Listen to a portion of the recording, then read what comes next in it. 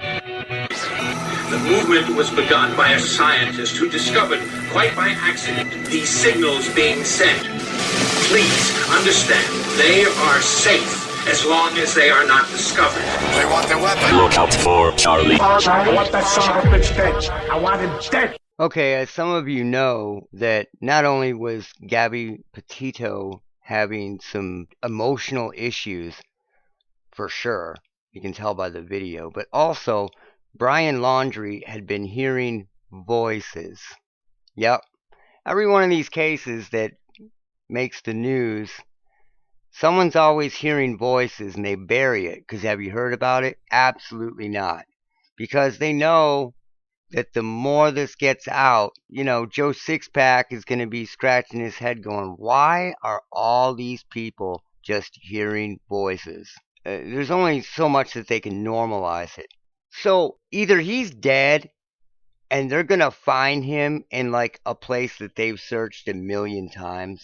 In my opinion, that's a pretty high possibility that he's going to turn up dead in some place that they've already searched over and over, and it's going to baffle the shit out of them, Or there was this sighting of Laundrie in, allegedly, in North Carolina, right? Now, here's where it gets kind of weird, because what he was saying to the dude matches up with what I would believe they would be saying to him. And the guy says he was talking wild. He said that his girlfriend left him and he had to get out to California to see her. Now, Brian Laundrie's hearing voices. It's the voice of God weapon, and it's all trickery. And if they started hitting him with this tech, hit him as agents, and they're telling him that she's alive, she wasn't dead, and that she's in California waiting for him, and he needs to get there to see her. Okay? Think about that. That puts him on the run. They would totally do this. When you've read all these cases and read all these stories from people, this is totally something they would do.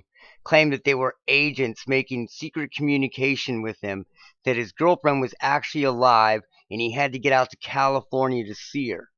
This would put him on the run, make him look like he was trying to run to California, and when he said he was going to meet her, they would think he was absolutely insane, because, of course, she's dead. So, there's a good chance that that's what's going on. And they get you disconnected by telling them, listen, you cannot listen to the radio. You cannot get on the internet. You cannot do this. You cannot do that. If you do it, we're going to break off communication with you. If you do it, we're going to kill you. Whatever.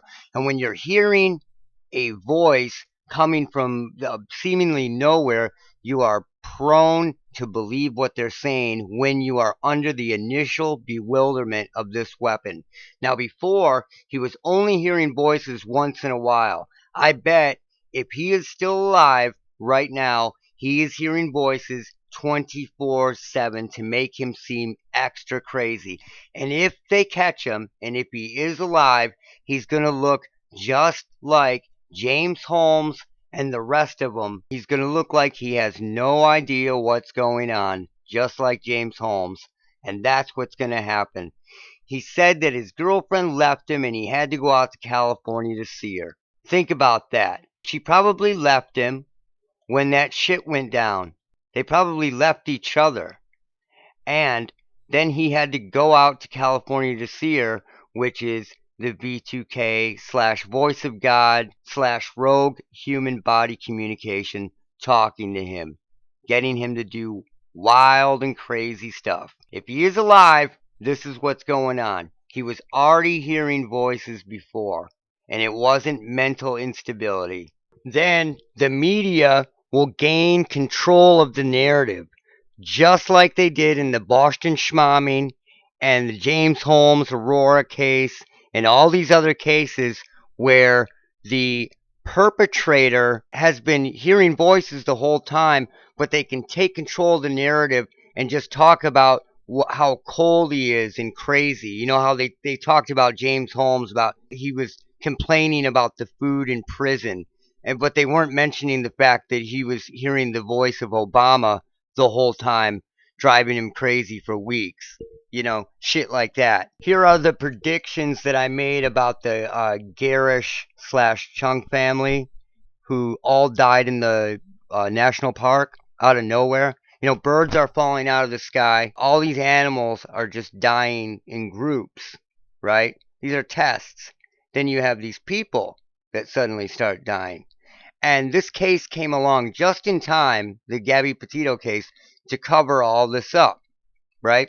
Here are the predictions that I made about that case. Okay, family dies in the Sierras.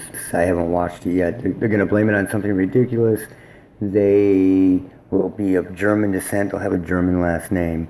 And so for some reason, he's going to be on radar. Like, he'll be like a lawyer, or he'll work for a tech company, or she'll be a lawyer or work for a tech company, or some type of science. You get where I'm going. They're going to be on the radar somewhere. So let's see what happens. I'm going to check this out. He was of German descent. Garrish is a German last name. And also, he worked for a tech company. So every prediction that I made about that case was correct. Let's see if I'm right or wrong about Brian Laundrie. If he's alive, this is what's happening to him, because he already had a history of hearing the voice of God weapon. Look out for Charlie.